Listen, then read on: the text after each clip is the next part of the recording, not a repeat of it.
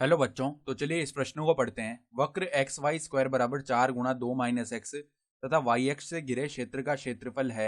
विकल्प ए 2 पाई वर्ग इकाई, विकल्प बी 4 पाई वर्ग इकाई, विकल्प सी 12 पाई वर्ग इकाई और विकल्प डी 6 पाई वर्ग इकाई। तो यहाँ पर देखो हमें अभिष्ट क्षेत्रफल का मान बताना है। तो प्रश्न में आगे बढ़ने से पहले इस प्रश्न से संबंधित जो मुख्य अवधारणा है उसकी हम चर्चा कर लेते हैं। तो देखो मुख्य अवधारणा क्या हो जाएगी। हम एक समाकलन से संबंधित सूत्र जानते हैं कि dx बट्टा एक्स स्क्वायर प्लस ए स्क्वायर, ये जो समाकल है ये किसके बराबर होता है, 1/a tan इनवर्स एक्स बट्टा ए प्लस में समाकलन का अचर सी। तो अब देखो ध्यान से देखो, हमारे पास में जो वक्र दिया हुआ है वो क्या है, एक्स वाई स्क्वायर बराबर में 4 × 2 - x। ठीक है। तो अगर हम यहाँ से किसका मान निकाल रहे हैं, देखो अगर हम यहाँ से वाई स्क्वायर का मान निकालेंगे ना, तो वो क्या बनेगा हमारे पास में, देखो इस x को बट्टा में भेज देते हैं। ठीक है। तो यहाँ पे 8 - 4x बट्टा में क्या आ जाएगा, x आ जाएगा। ठीक है। इसका मतलब देखो यहाँ से x का मान भी हम लिख सकते हैं। देखो किस प्रकार लिख सकते हैं x का मान। x का मान अगर लिखना चाहें तो 8 - 4x बट्टा में वाई स्क्वायर हो जाएगा। देखो इस समीकरण से, शुरुआती समीकरण से हमने x का मान लिखा है। ठीक है। फिर देखो हम अगर और इसे आगे थोड़ा सरल करें तो वाई स्क्वायर बराबर में देखो ये क्या बन जाएगा, 8/x माइनस में देखो 4x/x, ये क्या बन गया, 4 बन गया। तो अब हम यहाँ से अनुमान लगाना चाहें, ठीक है, तो जब हमारा x अनंत की ओर जाएगा ना, ठीक है, तो यहाँ पर देखो जब x जाएगा अनंत की ओर, या फिर ऐसे बोल सकते हैं कि अगर इस समीकरण से देखें ना, इस समीकरण से जब y जाएगा अनंत की ओर तो x का जो मान है ना वो शून्य की ओर जाएगा। ठीक है।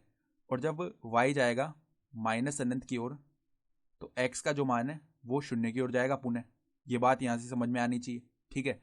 तो अब देखना, अगर हम इसका वक्र बनाना चाहें तो देखो ये मान लो y अक्ष है। ठीक है।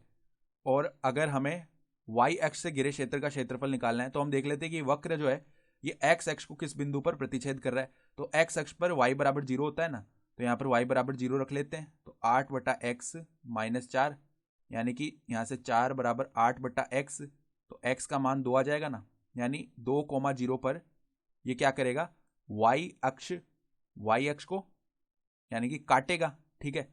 या फिर बोल सकते हैं एक्स अक्ष को काटेगा, क्योंकि y बराबर 0 रखा है ना, तो एक्स अक्ष को काटेगा ये कौन से बिंदु पर, 2,0 पर। ठीक है। तो अब हम देख पा रहे हैं कि जब x बराबर 0 है तो y बराबर अनंत है, यानी ये बिंदु। फिर जब x बराबर 0 है y बराबर माइनस अनंत है। तो हम देखना चाहें, देखो माइनस अनंत तो इस प्रकार का देखो आएगा यहाँ पर। अगर इसको हम देखो क्या बोल रहे हैं, y अक्ष बोल रहे हैं ना, तो अब अगर हम ये वक्र बनाना चाहें तो इसको देखो किस प्रकार से बना सकते हैं। यहाँ पर संपाती होगा, मतलब अनंत की ओर संपाती होता हुआ जाएगा। इस प्रकार का ये कुछ वक्र आने वाला है, मतलब अनंत की ओर चलता जाएगा ये। ठीक है। यहाँ पर अनंत स्पर्शी चलता जाएगा ये वक्र। तो हमें कौन सा क्षेत्रफल निकालना है, ये कौन सा वक्र आ गया हमारा, एक्स वाई स्क्वायर बराबर में 4 × 2 - x। हमें इस वक्र और वाई अक्ष के मध्य का क्षेत्र निकालना है, अर्थात ये वाला जो क्षेत्र आ रहा है ना, ये संपूर्ण क्षेत्रफल हमें निकालना है। ठीक है। ये क्षेत्रफल देखो, ये वाला क्षेत्रफल पूरा का पूरा हमें ज्ञात करके दिखाना है क्या होगा। तो ये क्षेत्रफल ज्ञात करने के लिए हम देखो क्या कर सकते हैं, हम इसको दो भागों में विभक्त कर सकते हैं। कौन से दो भाग, देखो एक तो एक्स अक्ष के ऊपर वाला भाग और एक एक्स अक्ष के नीचे वाला भाग। हम देख पा रहे हैं दोनों ही भाग जो है सममित होंगे। तो अगर हम एक्स अक्ष के ऊपर वाला भाग ज्ञात कर लें और उसका दोगुना कर दें तो अभिष्ट क्षेत्रफल आ जाएगा ना। ठीक है। तो ये तो बिंदु क्या है, 0,0 है, तो हम 0 से 2 तक जा रहे हैं। ठीक है। और अगर y की बात करें ना, हम एक्स में तो हम 0 से 2 तक जा रहे हैं, और y की बात करें तो y में देखो हम क्या कर रहे हैं, हम अनंत से 0 तक आ रहे हैं। ठीक है। अगर मैं एक्स अक्ष के ऊपर वाले की बात करूं, या फिर ऐसे बोल सकते हैं 0 से अनंत तक जा रहे हैं, ऐसे जाएंगे ना, तो 0 से अनंत तक जा रहे हैं हम y में। ठीक है।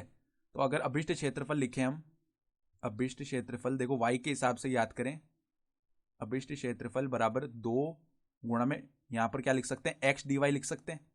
और सीमा कहाँ से लगेगी, देखो y की सीमा लग जाएगी 0 से अनंत, तो 0 से अनंत तक जा रहे हैं।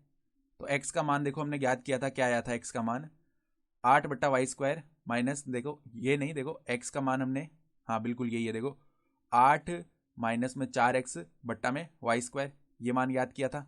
ठीक है।